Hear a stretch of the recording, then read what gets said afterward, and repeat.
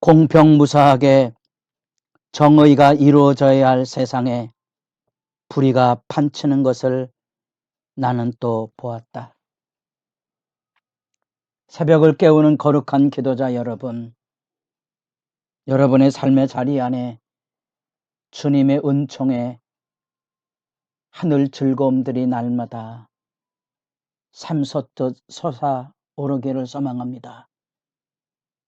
오늘 우리가 읽어갈 말씀은 전도서 3장 16절에서 22절까지의 말씀으로서 우리가 하나님의 말씀으로 돌아가설 때 이 세상의 현실 앞에 인간이 행하고 있는 그 모든 일, 솔로몬 왕이 이루었던 그 모든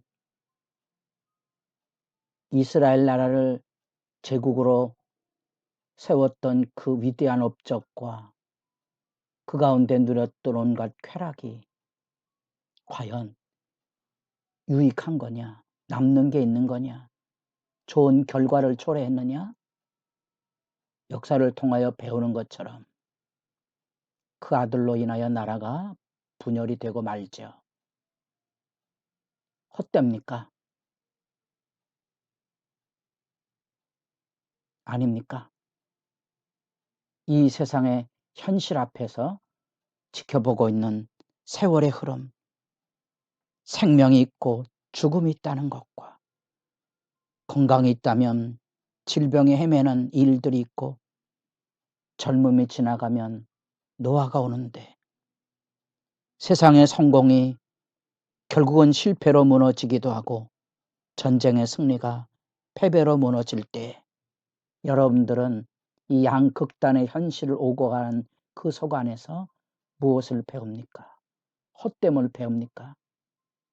이제 이어서 3장의 영원과 심판의 중요한 주제가 엇갈려 있는데 이 주제 안에서 이 세상 안에 공의가 세워져야 될 가장 소중한 영역, 재판정에 마저도 일반 정치 현실이나 사회 현실이 아닌 재판정마저도 유전무죄라는 말이 오늘날의 세대 안에도 횡행이 될 만큼 불의가 가득한, 모순이 가득한, 그래서 헛되다고 생각하십니까? 전도서가 말하고는 헛되다는 말의 의미를 아셔야 됩니다. 바로 이런 우리가 일반적인 상식의 범주 안에 있어야 될 현실이 실제 현실, 그 미시적인 한 개인의 삶으로 돌아가 보면 그 안에 받아들이기 어려운 많은 갈등과 아픔이 있다는 구체적인 사실들을 전도서는 우리에게 일깨워 주고 있는 겁니다. 그냥 부정하거나 없는 것처럼 여겨 이렇게 생각하기에는 각자의 현실에 부딪힌 삶의 허무와 모순과 악의가 너무 크다는 사실이죠. 그래서 많은 사람들이 신앙에서 일탈을 되거나 많은 부부가 결국 그런 문제를 이기지 못하고 이혼으로 슬픈 여정을 맺는 경우들도 많이 있고 우리가 우리 사회 안에 이 조선을 떠나야 된다는 헬조선이란 자조적인 이야기들 곳곳에서 데모와 반정부 투쟁과 노동운동으로 하루를 지새는 현실 앞에 결국은 죽어나는 것은 가난한 서민들이죠. 현실을 보십니까? 그 모든 싸움은 결국 가진 자들의 싸움이지 일반 시민들에게는 큰 변화를 가져오는 것은 실제적으로도 아니라는 사실입니다. 억울한 일로 인하여서 재판에 참여해 본 적 있습니까? 저도 재판정에 참여해 보고 느꼈던 절규가 바로 여기 나타난 이 하나님의 말씀에 나타난 내가 헤아려서 보건대 재판하는 것 거기에도 악이 있고 정의를 행하는 것 거기에도 악이 있도다. 돈을 떼어 본 적 있습니까? 그것도 가진 자에게 재판을 해보셨습니까? 보상을 얼마나 받으셨습니까? 사고를 당합니다. 지금 사회적인 참사가 일어나 많은 이들의 고통과 아픔이 이 사회를 움직이고 있지만 저는 일개 개인이 당한 그와 같은 고통과 아픔에 대해서는 아무도 관심을 기울이지 않는다는 거죠. 겪어보셨습니까? 그럴 때 사실은 그 세상을 바라보는 이해가 없다면, 세상을 바라본 이 전도서의 이 실체적인 하나님 앞에서 탄식과 절규를 배우지 못하면 사람이 망가져가는 거죠. 우리가 흔히 말하는 교회를 떠나간 사람들에게서 만나는 공통의 고백은 바로 이 전도서가 말하고는 헛됨의 자리에 그만 주저앉아 있는 거지요. 전도서는 이 주제에 대한 이야기를 매듭 지어가면서 우리가 2장 24절의 첫 번째 단락의 중요한 의미를 확인해 보았습니다. 사람이 먹고 마시며 수고하는 것보다. 여러분, 일상으로 돌아가서 사랑하는 사람과 음식을 먹고 즐거워하는 작은 즐거움들로 만들어내지 못하는 세상의 현실에 대한 절망과 엎어짐, 상처와 아픔이 너무 크다는 사실입니다. 돌이켜서 일어서셔야 됩니다. 3장 12절 사람들이 사는 동안에 기뻐하며 선을 행하는 것보다 더 나은 것이 없는 줄을 내가 알았고 사람마다 먹고 마시는 것과 수고함으로 낙을 누리는 그것이 하나님의 선물인 줄도 또한 알았도다. 이 매듭입니다.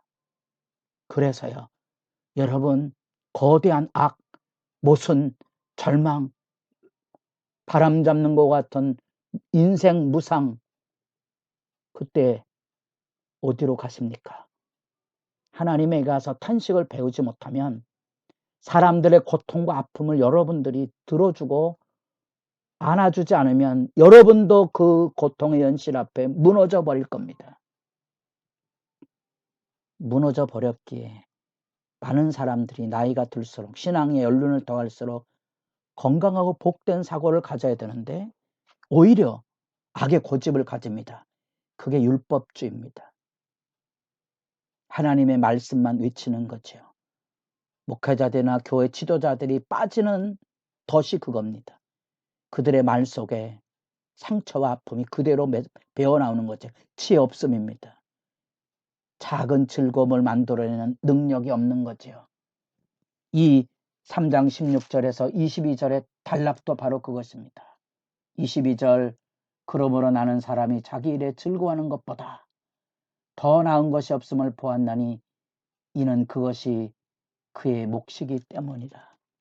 자기에게 주어진 삶의 자리를 갖고 가는 삶, 다시 말하면 세상의 현실 속의 온갖 모순, 이해하기 어려운 악의 지배, 바람잡는 일과 같은 헛된 수고들, 자식 키워봐야 소용없다. 교회 열심히 충성했는데 헛된 일이다.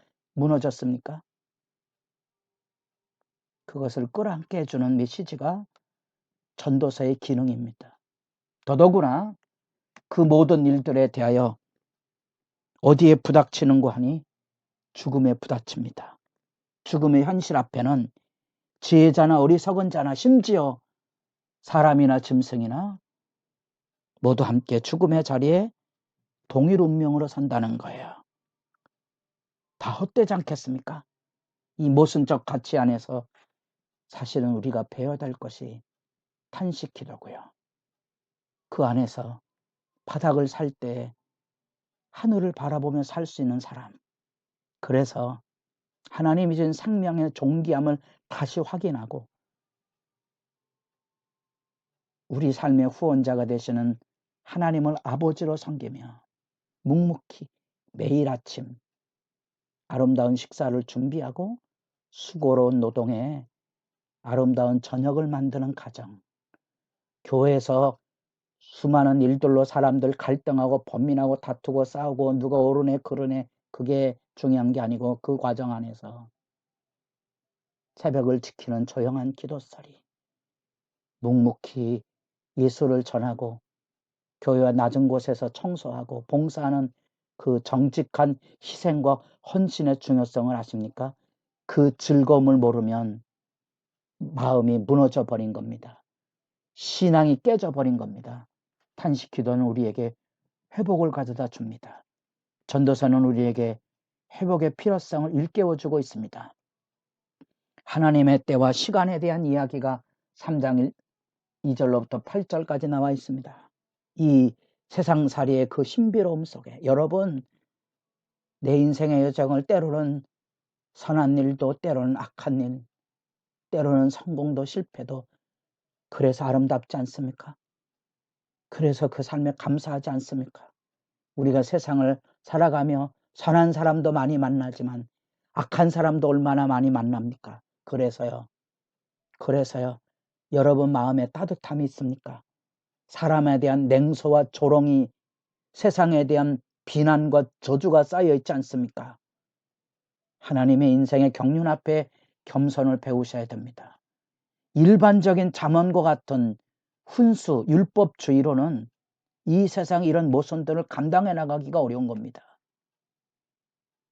그 덫에 빠졌을 때, 그 시련의 자리에 떨어졌을 때 우리는 이 전도사가 말하는 것처럼 영적인 몸부림이 필요한 거지요. 마치 밥을 지을 때 김을 빼서 뜸을 들이는 것처럼 전도서는 그 영적 몸부림의 바람을 빼는 작업입니다.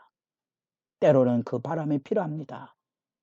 그 기운이 빠져나가며 비로소 우리는 순수하게 하나님을 경외하고 하나님을 신뢰하는 하나님과의 만남을 통하여 죽음의 허무도 넘어설 수 있습니다. 죽음이 끝이 아닙니다.